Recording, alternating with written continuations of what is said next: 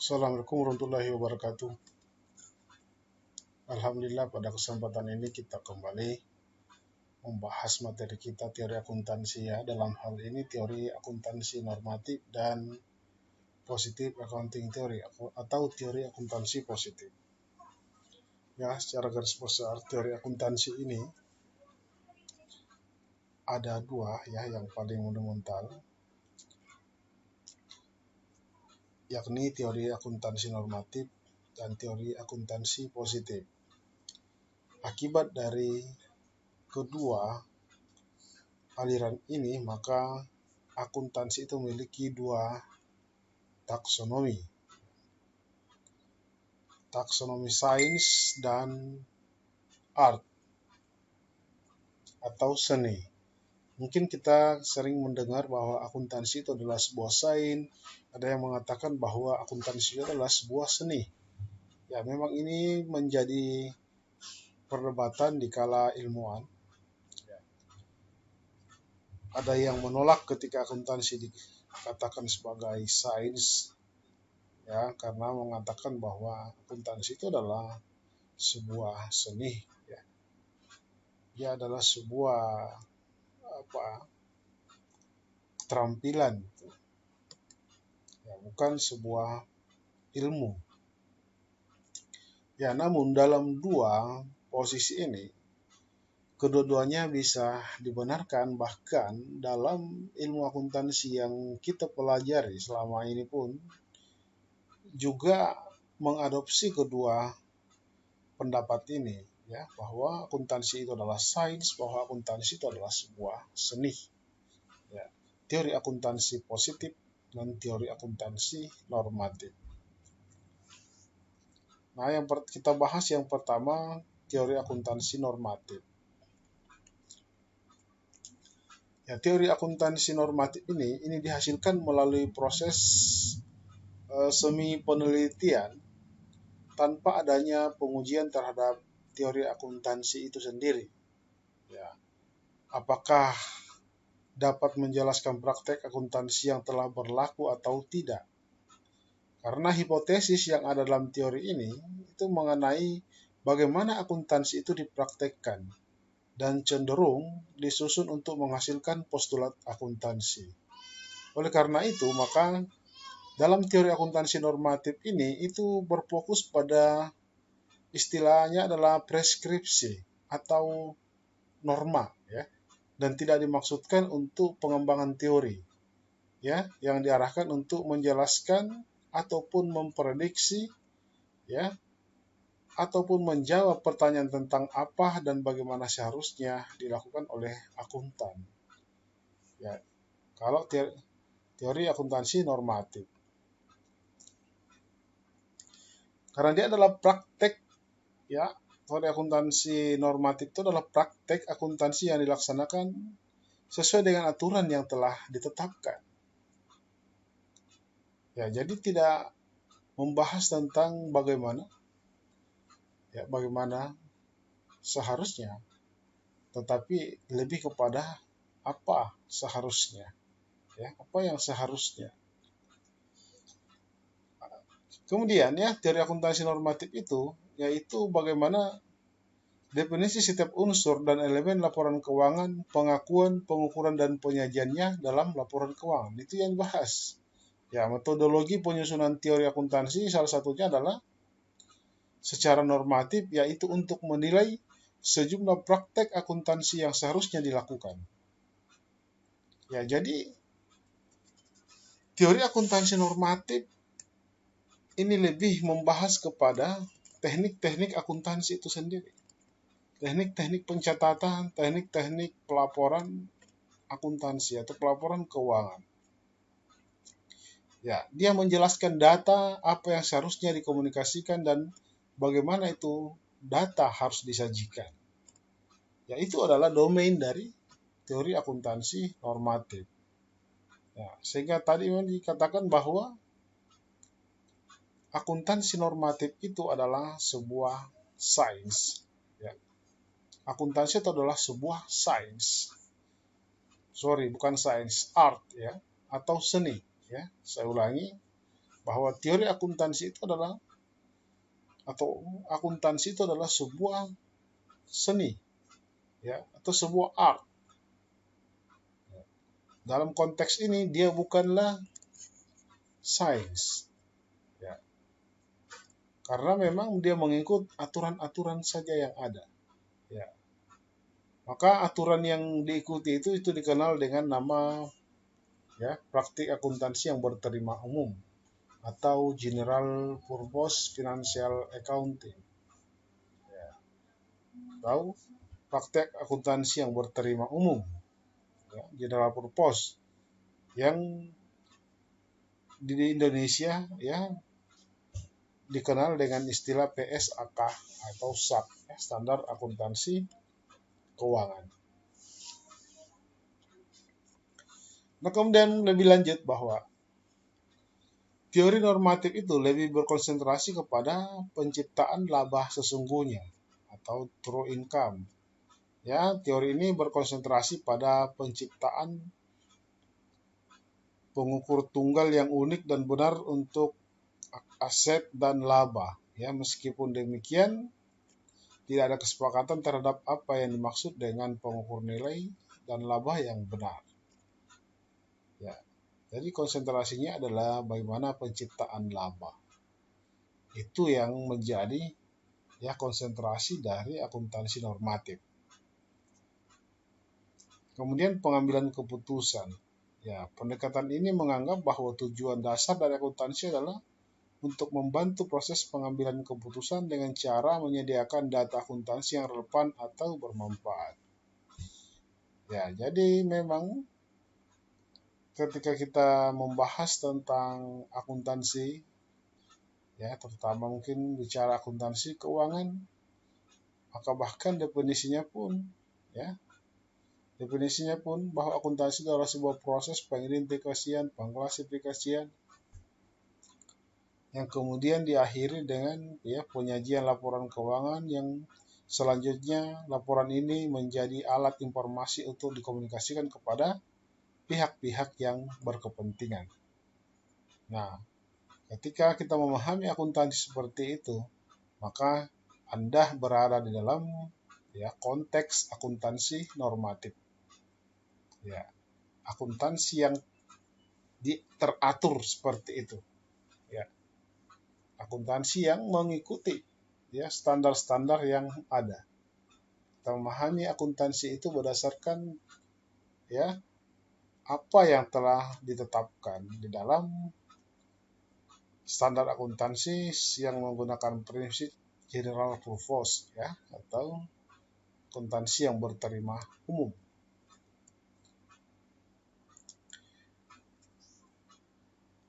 Nah, konteksnya untuk akuntansi normatif seperti itu. Dan selanjutnya kita membahas positive accounting theory. Ya, semoga materi kita, ya, tidak terlalu lama. Ya, dalam positive accounting theory atau teori akuntansi positif, ya, ini berbeda dengan akuntansi normatif, bahkan menjadi antitesa dari akuntansi normatif. Ya, jadi teori akuntansi positif itu merupakan studi lanjutan dari teori akuntansi normatif yang dianggap gagal, ya, karena kegagalan dari teori normatif dalam menjabarkan fenomena praktek yang secara real atau yang secara nyata. Ini yang tidak mampu dijawab oleh teori normatif. Ya, yang bisa dikatakan bahwa dalam teori normatif itu hanya merupakan pendapat yang sangat subjektif atau pribadi, ya, sehingga tidak dapat diterima, ya, secara objektif, ya, karena sesuatu yang dapat diterima secara objektif, ya, dalam perspektif positif, maka harus dapat diuji secara empiris supaya memiliki dasar teori yang kuat. Oleh karena itu, maka lahirlah positive accounting theory ini oleh Watts dan Zimmerman, ya, tahun 1990. Nah, dalam teori akuntansi positif, ya, ini membahas teori akuntansi yang berupaya menjelaskan suatu proses ya dengan menggunakan kemampuan pemahaman serta pengetahuan akuntansi ya saat menentukan kebijakan akuntansi yang sesuai ya dalam menghadapi ya kondisi di masa yang akan datang. Ya, itu ya teori akuntansi positif. Sehingga ya prinsip dari teori akuntansi positif ini beranggapan bahwa tujuan dari teori akuntansi ini bermaksud untuk memprediksi dan menjelaskan ya, to explain and to predict ya. Menjelaskan, memprediksi, menjelaskan praktek akuntansi. Ya. Nah, saudara sekalian, bahwa teori akuntansi positif ini ya itu sebenarnya berasal atau berinduk kepada teori ekonomi positif ya yang menurut Friedman 1953 mengatakan pada hakikatnya ya teori ekonomi positif itu pada hakikatnya terbebas dari ikatan berbagai aspek etika sebagaimana yang dikemukakan oleh Keynes.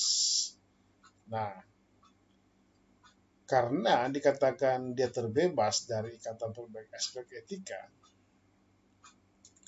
maka inilah yang kita sebut ilmu yang bebas nilai ya atau value free. Induk dari teori ekonomi positif pun induknya adalah positivisme ya paradigma positivisme ya lebih jauh lagi kita suatu materi ke depan ya kita akan ketemu lagi ya saya akan menjelaskan bagaimana paradigma positivisme ini dalam posisinya dalam akuntansi bahkan dalam ilmu pengetahuan. Ya, kita tidak membahas itu dulu ya. Nah, karena dia adalah basisnya dari teori ekonomi positif, ya, maka dia lebih mengacu kepada istilah apa adanya atau what is it daripada ke istilah seharusnya demikian. Ya, it should be. Seharusnya demikian itu adalah milik dari eh, akuntansi normatif tadi. Ya. Dalam akuntansi normatif memang berbicara tentang apa yang seharusnya karena terikat oleh norma, yang terikat oleh aturan standar-standar akuntansi yang telah ditetapkan. Nah, dengan demikian maka fungsinya harus dinilai berdasarkan ketepatan, ya, precision, ya, bidang kajian atau skop dan kesesuaian peramalan berdasarkan pada pengalaman. Ya, ringkasnya bahwa ekonomi positif itu adalah dapat dikategorikan sebagai ilmu pengetahuan yang objektif, ya, objektif sains, ya, seperti halnya ilmu fisika. Ya, memang ilmu pengetahuan sosial itu ketika kita menggunakan paradigma positivisme, maka kita akan menyamakan ilmu sosial itu seperti dengan ilmu pasti, ya, ilmu fisika, ya, ilmu kimia dan ya matematika dan lain-lain. Karena kita berangkat dari asumsi positivisme itu bahwa segala sesuatunya realitas di dunia ini adalah sesuatu yang terregulasi ya atau sesuatu yang by order atau sesuatu yang teratur sehingga sesuatu yang teratur itu bisa diprediksi, bisa dijelaskan. Oleh karena itu maka lahirlah persamaan-persamaan itu atau rumus-rumus itu ya karena rumus-rumus itu muncul berangkat dari sesuatu yang pasti ya yang dianggap bahwa seperti itulah berjalan secara alamiah Nah, ini yang coba diadopsi dalam ilmu teori ekonomi yang selanjutnya juga melahirkan teori akuntansi positif. Nah, teori akuntansi positif itu merupakan varian dari teori ekonomi positif ini. Ya, teori ini berkembang seiring dengan kebutuhan untuk menjelaskan dan memprediksi realitas praktik-praktik akuntansi yang ada di masyarakat. Ya, berbeda dengan teori akuntansi normatif. Ya, memang akuntansi normatif yang normatif sekali, ya terlalu apa istilahnya itu terlalu formal gitu kan. Karena memang alirnya seperti itu. Tapi untuk akuntansi positif, ya, dia lebih kepada mempelajari bagaimana ilmu akuntansi itu terkonstruksi. Ya, bagaimanakah realitas praktek-praktek akuntansi yang ada dalam masyarakat. Ya, maka teori ini bertujuan menjelaskan, meramalkan, dan memberi jawaban atas praktek akuntansi itu. Dengan mempelajari realitas praktek-praktek akuntansi, ya dengan pendekatan positif, maka tentu akan dapat dijelaskan, akan dapat diramalkan atau diprediksi. Yang selanjutnya tentu akan ada solusi-solusi yang akan ditelurkan, ya, dari realitas itu. Realitas yang dianggap, ya, realitas yang positifis gitu. Realitas yang teratur yang akan berulang seperti itu, ya, dengan dasar-dasar tertentu, sehingga itu bisa dijelaskan, bisa diramalkan, dan pasti akan ada solusi atau jawaban-jawaban atas, ya, masalah-masalah yang dihadapi. Nah, di samping itu juga, teori ini juga meramalkan berbagai fenomena akuntansi dan menggambarkan bagaimana interaksi antara variabel akuntansi dalam dunia nyata. Ya, validitas teori akuntansi positif dinilai atas dasar kesesuaian teori dengan fakta atau apa yang nyatanya terjadi. What is it? Teori akuntansi positif itu akan dinyatakan valid kalau memang bahwa apa yang ada, apa yang dijelaskan teori itu adalah fakta yang terjadi di dalam masyarakat. Maka dia menjadi sesuatu teori yang valid yang berhubungan dengan praktik-praktik akuntansi. Atas dasar penjelasan tadi, maka ya dapat dipahami bahwa akuntansi positif itu, ya, adalah yang kita temukan dalam prakteknya adalah yang biasa kita dengar istilah creative accounting, earning management, big bad, ya, dan income smoothing. Ya, creative accounting ini adalah upaya yang dilakukan dalam rangka untuk mengakal-ngakali,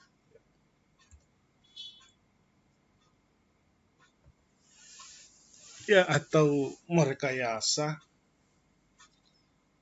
atau ya manipulasi itu angka dalam hitungan akuntansi suatu perusahaan yang mungkin secara standar itu dikatakan sesuai dengan standar akuntansi, namun menggunakan celah-celah dari standar itu demi untuk keuntungan. Ya, bisa jadi keuntungan pihak mereka sendiri, ya, pihak agensi.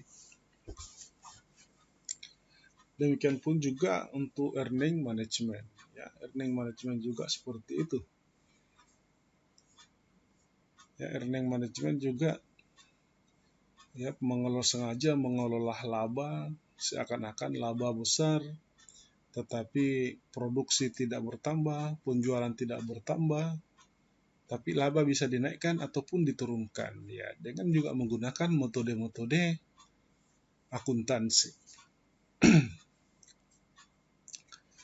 Ya, termasuk big bad. Ya. Bad juga ya suatu kondisi di mana manajer menggeser periode pengakuan biayanya. Ya, sehingga terkesan merugi pada suatu periode, ya, namun periode berikutnya mengalami kenaikan yang signifikan. Ya, income smoothing juga begitu ya, atau perataan laba. Ya, semua itu dikategorikan sebagai perilaku fraud, ya, atau tindak kecurangan ya dalam akuntansi. Nah, itu adalah contoh dari ya teori akuntansi positif. Ya, nanti motif-motifnya itu ya kita akan bahas dengan 3 hipotesis dalam positif accounting theory. Dan pada dasarnya ya praktek akuntansi ini sudah dilakukan cukup lama. Ya. Dan kalau Anda pernah mendengar ya kasus Enron dan WorldCom yang terjadi pada tahun 2000, ya ini adalah perusahaan raksasa dunia yang kemudian bangkrut. Ya. Dan skandal ini masuk kategori sebagai skandal akuntansi. Ya. Oleh karenanya, kasus ini mengakibatkan krisis kepercayaan publik terhadap auditor. Ya, kasus ini telah meruntuhkan ya KAP atau kantor akuntan publik Arthur Andersen. Ya, yang karena kasus ini dia keluar dari The Big Five. Ya. 5 kantor akuntan terbesar dunia. Ya. Bahkan izinnya pun dicabut karena masalah itu. Ya, banyak kecurangan-kecurangan akuntansi yang dilakukan di mana akuntan publik ini ya bekerja sama dengan CEO perusahaan, kerjasama dengan para manajer-manajer dan direktur-direktur perusahaan untuk merekayasa ya kalau tidak salah harga saham ketika itu direkayasa, keuntungan direkayasa ya sehingga menyebabkan perusahaan pada satu titik dia kolaps ya tidak bisa diselamatkan lagi. Ya, sehingga memang dikenal dengan salah satu skandal terbesar ya, skandal akuntansi. Kasus Enron itu. Nah, kemudian lanjutnya kita lihat hipotesis teori akuntansi positif. Ya, ada 3 hipotesis. Ya, yang pertama hipotesis rencana bonus. Dalam hipotesis rencana bonus ini dikatakan bahwa manajer perusahaan dengan rencana bonus itu dengan iming-iming bonus maka mereka akan cenderung memilih prosedur akuntansi ya dengan pastinya untuk memperoleh keuntungan ya perubahan keuntungan yang dilaporkan dari periode di masa depan ke periode saat ini. Ya. Jadi karena motif bonus scam,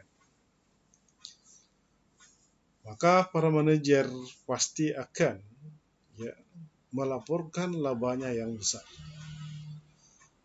Maka muncullah tadi itu creative accounting, earning management, big batch, ya, income smoothing. Semua itu dilakukan agar seakan-akan kinerja mereka itu sangat baik. Sehingga mereka akan mendapatkan bonus yang besar pula. Ya, dari pemegang saham atau dari pemilik. Hipotesis ini cukup beralasan ya seorang manajer tentu ingin mendapatkan imbalan yang tinggi. Ya. Apabila besaran bonus tersebut tergantung pada besar kecilnya laba perusahaan, maka pasti seorang manajer tentu akan berusaha memberikan laporan pendapatan bersih setinggi mungkin agar mendapatkan bonus yang tinggi kan. Nah, ini kajiannya, bidang kajian dari teori akuntansi positif. Oleh karenanya ketika saudara semua kelak menyusun skripsi ya dan mengangkat masalah earning management atau pelaut yang lain itu, maka dasar teorinya Anda bisa menggunakan positive accounting theory. Ya. Maka salah satu caranya adalah dengan memilih dan menentukan kebijakan akuntansi yang bisa meningkatkan laba. Ya, ini adalah pilihan saja. Akan berbeda laba yang diperoleh ketika perusahaan menggunakan metode garis lurus atau metode saldo menurun. Beda hasilnya. Beda laba yang dihasilkan. Karena beban penyusutannya pasti akan berbeda. Kalau metode penyusutan menggunakan garis lurus ataukah menggunakan metode saldo menurun. Ya, atau metode unit produksi, metode angka tahun. Demikian pun pada saat pengakuan perhitungan harga pokok persediaan. Beda beban yang akan didapatkan, beda laba ataupun rugi yang akan diperoleh kalau perusahaan menerapkan apakah menggunakan metode FIFO atau metode LIFO ataukah metode rata-rata. Ya, oleh karena itulah sebenarnya karena garis kanan penyalahgunaan kedua metode antara FIFO dan LIFO sehingga dalam standar akuntansi kita yang sekarang yang digunakan Indonesia pun ya yang mengadopsi dari IFRS itu sudah tidak memperkenankan menggunakan metode LIFO ya. Tapi hanya ada dua saja, metode FIFO dan metode rata-rata tertimbang ya, break. Karena dalam rangka untuk mengantisipasi adanya kecurangan atau adanya fraud ya dalam bentuk manajemen laba atau earning management ya dalam rangka untuk memanipulasi laba.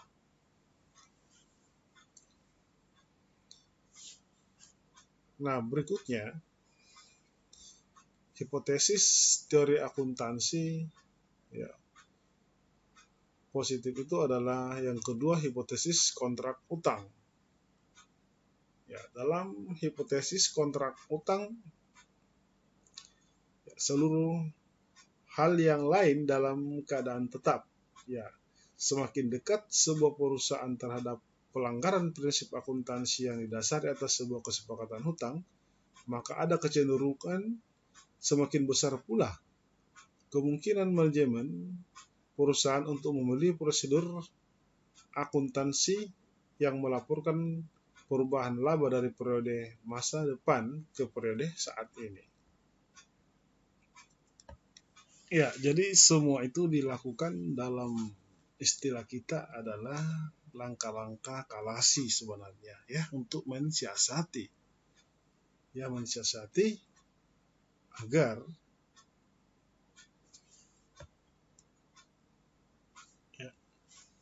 perusahaan itu sendiri itu dikatakan untuk mencegah ya atau paling tidak menunda pelanggaran-pelanggaran yang dilakukan sehingga perusahaan itu akan memilih kebijakan akuntansi tertentu yang konsekuensinya ya dapat meningkatkan laba masa kini. Ya. Berdasarkan hipotesis kesepakatan utang ini, maka ketika perusahaan mendekati kelalaian ya atau memang sudah berada dalam kelalaian itu, maka akan lebih cenderung untuk melakukan hal ini.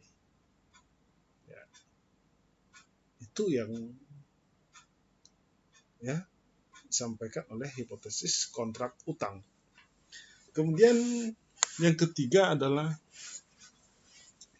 hipotesis biaya politik. Ya, dalam hipotesis biaya politik ini, semakin besar ongkos politik yang ditanggung oleh perusahaan, maka manajer akan cenderung untuk menggunakan prosedur akuntansi yang menyerah terhadap laba yang dilaporkan pada masa saat ini menuju masa mendatang. Dalam pemilihan kebijakan akuntansi dipengaruhi juga oleh dimensi politik perusahaan. Ya, jadi bahwa dalam hipotesis biaya politik ini itu memperkenalkan suatu dimensi politik pada pemilihan kebijakan akuntansi. Ya, perusahaan-perusahaan yang ukurannya sangat besar pun ya mungkin dikenakan standar kinerja yang lebih tinggi. Ya, dengan penghargaan terhadap tanggung jawab lingkungan ya. Hanya karena mereka merasa bahwa mereka besar dan berkuasa. Maka jika perusahaan besar juga memiliki kemampuan meraih profit yang tinggi, maka biaya politik itu ya bisa diperbesar.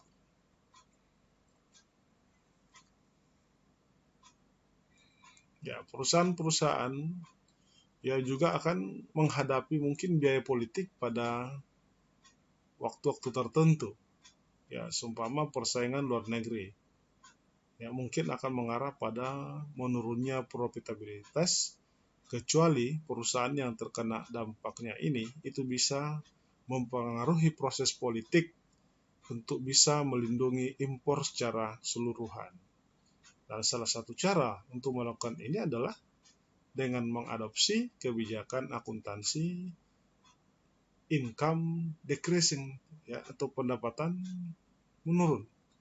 Ya, dalam rangka meyakinkan pemerintah bahwa profit sedang turun. Ya, jadi teori akuntansi ini digunakan ya dalam hipotesis biaya politik, digunakan dalam rangka pencitraan gitu. Ya, melakukan pencitraan apakah kondisi profitnya naik atau profitnya turun ya dalam rangka untuk bisa mempengaruhi pemerintah. Ya. Termasuk sebenarnya persoalan pajak ya ada di sini.